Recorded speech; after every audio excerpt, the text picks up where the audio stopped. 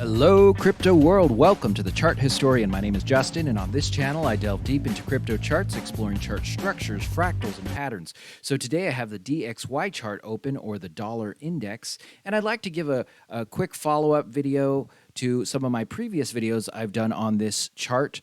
Now, this is a zoomed out picture. It's a week candle. In fact, you can see the entire chart within this view, almost at least.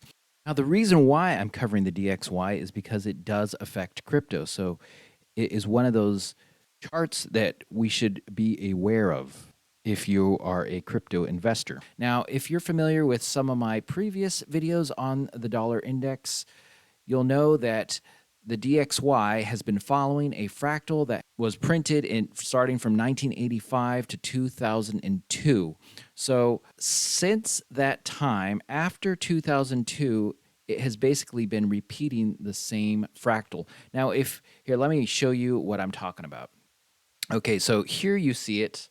So this is color-coded to the different parts of the fractal right here, and then I've copied and pasted those parts over here.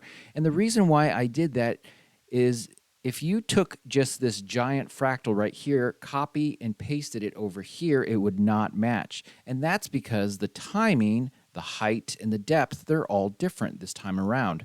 So in order to make sense of it and to demonstrate that yes, indeed, it is the same pattern that played out here, now playing out here, I had to chop it up to the different sections of this fractal and copy and paste it. In so doing, I matched each part of the fractal to the part that is taking place after 2002. So as you can see, this decline right here is represented over here and by this part right here. And as you can see, it's a fairly decent match. Let's zoom back out again. So the next part of this fractal is this part right here, this little move up and move down, which goes right here. And as you can see, it's a decent match. It's not exact. No fractal, when it repeats, is ever an exact match. But the structure is doing what it did over here, so it's just repeating it.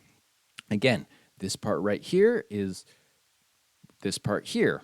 This part over here is this part right here. This part right here is this part right here. So the chart after 2002 is doing what it should be doing at the right time. So for instance, this one, it moved down and then it moved up and then it moved back down, just like it did over here. So it's doing what it should be doing at the right time.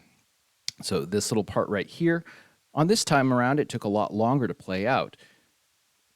And so where we are now is we are currently working on this part. So let's zoom in on this part and get a better look at what is taking place.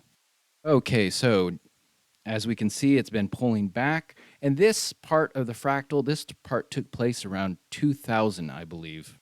Let's zoom out real quick and just look at it real quick. So yes, it's right here. This took place in the spring, basically, of 2000. So it's pulled back down to the 200-day moving average.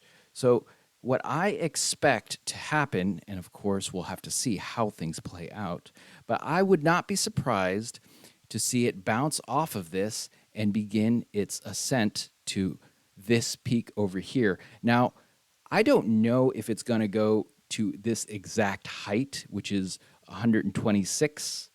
It could be lower, it could be higher.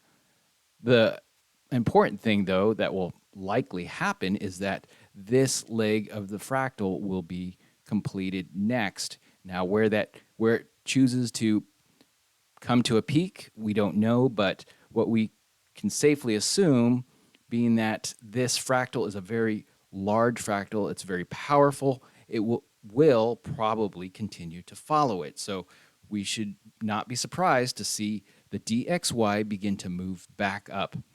Now, big picture, it's actually forming a peak, and this is going to be a peak structure that is made up of 3 separate peaks. So this will probably take a while to play out, But in the short term, I would not be surprised to see it begin to move back up. Well, that concludes my little update on the DXY. I hope you found this video helpful or interesting. If you enjoy this type of analysis, you should hit that subscribe button because you'll be notified whenever I put out new videos. I put out new videos on a regular basis, and I'll continue to cover this as it develops. So my type of analysis is primarily fractal, chart structure, all that kind of stuff. So if that's your cup of tea, you should hit that subscribe button. If you also found this video helpful or you liked it, please hit that thumbs up button as well. It really does mean a lot to me. And one important thing to note, I am not a financial advisor, so none of this information that I present here should be used or construed as financial or investment advice. That would be a mistake. I'm so glad you caught this video. I hope you catch my next one. Have a great day, and bye for now.